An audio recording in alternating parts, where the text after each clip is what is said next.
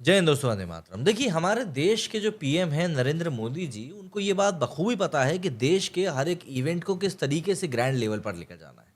और स्पेशली जब बात टूरिज्म की आती है तो फिर नरेंद्र मोदी जी से बड़ा मुझे नहीं लगता कि कोई सेल्समैन होगा। हमारे भारत में इतनी सारी चीज़ों को लेकर उन्होंने प्रमोशनल एक्टिविटीज़ करी हैं, जिसमें कि जो मार्की इवेंट था वो लक्षद्वीप वाला था, जहाँ पर कि हम लोगों ने मालदीव्स को मात दी थी। लेकिन समय-समय पर मोदी जी ऐसे काम करते रहते हैं जिससे कि हमारे देश के टूरिज़्म को थोड़ा-सा पुश मिले। अभी हाल ही में उनकी कुछ तस्वीरें सामने आई गिर के नेशनल फॉरेस्ट से, जहाँ पर कि वो सफारी करते हुए नज़र आए।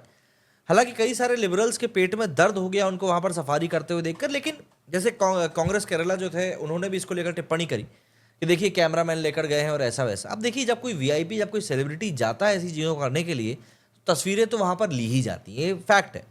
इवन जो कांग्रेस के नेता हैं, अगर वो खुद भी कहीं पर जाएँगे ना, तो वो भी मेक श्योर करेंगे कि भाई ऐसी जगह हम जा रहे हैं तो तस्वीर खिंचे। अरे किसी दुकान का फीता काटने भी जाएँगे तब भी मेक श्योर करेंगे कि भाई फ़ोटो तो खिंचनी ही चाहिए, बिना तस्वीर के कोई काम नहीं होता। लेकिन क्या है, बेचारे कुढ़ते रहते हैं, जीत पा नहीं रहे हैं, नरेंद्र मोदी हर जगह रिछाए रहते हैं, तो फिर क्या कर सकता है कि इंसान किसी चीज़, मतलब कब तक टॉलरेट करेगा? अब ऐसे में ये गिर पहुँचे तो उसमें भी लोगों को पेट दर्द हो गया कि देखो भई ये सफारी करने जा रहे हैं। जबकि इनको उसके पीछे की मंशा समझ में नहीं आती, और फिर हम उम्मीद कर भी नहीं सकते हैं कि इन लोगों को कोई चीज़ समझ में आएगी। चीज़ें समझ में आ रही होती तो इतने सालों में ये तो पता कर लेते कि आखिर हम लोग चुनाव जीत क्यों नहीं पा रहे हैं, क्यों लगातार हम हारते जा रहे हैं। तो इसीलिए तो जी, गुजरात के नेशनल पार्क पहुंचे प्रधानमंत्री मोदी सोमवार को एक अलग ही अंदाज में दिखाई दिए। लायन सफारी करते समय पीएम मोदी हाथ में कैमरा लिए हुए थे और एक के बाद एक शेरों के फोटो क्लिक कर रहे थे। पीएम मोदी सफारी के लिए एक खुली जीप में सवार थे। दरअसल पीएम मोदी गुजरात के सासन गिर में विश्व वन्यजीव दिवस के दौरान पहुंचे थे। उन्होंने गिर नेशनल पार्क की लायन सफारी की और प्रधानमंत्री बनने के बाद सासन और लायन सफारी का ये पीएम मोदी का पहला ही प्रोग्राम था। आपको बता दूं कि गुजरात के मुख्यमंत्री रहते हुए उन्होंने शासन को विश्व के बड़े पर्यटन स्थलों के रूप में जगह दिलाई थी। सफारी के बाद वे शासन के सिंह सदन में वन्य जीव बोर्ड की अध्यक्षता भी करेंगे, जिसमें कुल 47 सदस्य थे। इसमें सेना प्रमुख, विभिन्न राज्यों के सदस्य, एनजीओ और वन्य सचिव जो है वो सब शामिल हो। इसके बाद वे वहां से निकलकर सोमनाथ मंदिर पहुंचे, वहां पर दर्शन किए।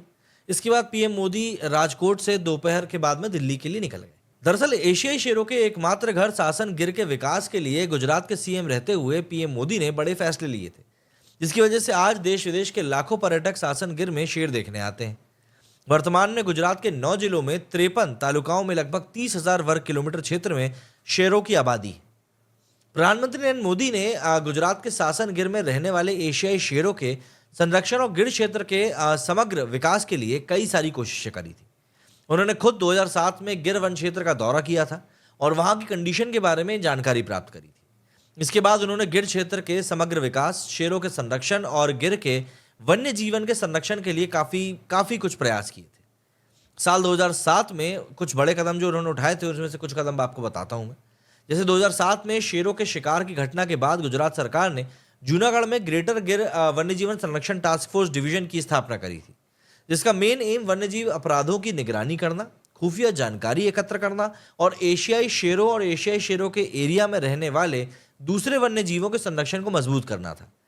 वहीं सीएम रहते हुए नरेंद्र मोदी ने ग्रेटर गिर की अवधारणा दी, जिसमें गिर का मतलब सिर्फ गिर राष्ट्रीय उद्यान और अभ्यारण्य ही नहीं, बल्कि बरडा से बटौदा तक 30,000 वर्ग किलोमीटर में फैला वन क्षेत्र भी है, जहां एशियाई शेरों की आबादी पाई जाती है।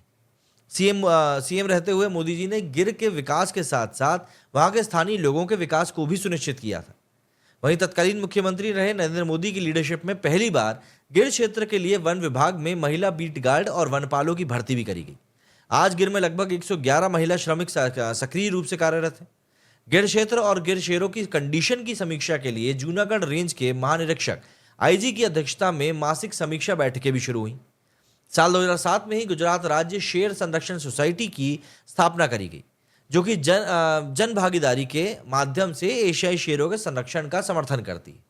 ये पशु चिकित्सा अधिकारियों, पशुपालकों, ट्रैकर्स और शेर संरक्षण के लिए आवश्यक अन्य लोगों को वित्त पोषण प्रदान करता है। गिर इको पर्यटन से प्राप्त राजस्व को जिस तरीके से बांटा जाता है वो भी काफी हद तक सॉर्टेड था। इस पूरे पैसे का उपयोग वन्य जीव संरक्षण के लिए वन विभाग के बुनियादी ढांचे को मजबूत करने के लिए होता है। वहीं गुजरात सरकार ने शेर संरक्षण प्रयासों को बढ़ावा देने के लिए वन्य पशु मित्र योजना भी शुरू करी। इस पहल का उद्देश्य जागरूकता बढ़ाना, शेरों और अन्य वन्य जीवों की गतिविधियों पर नजर रखना तथा बचाव कार्यों और संरक्षण प्रयासों में वन विभाग की सहायता करना था। बहुत सारे प्रयासों के बाद आज गिर उस कंडीशन में है जहां पर कि हम देखकर कह सकते हैं कि हाँ यार, गिर में वाकई में अच्छा लगता है।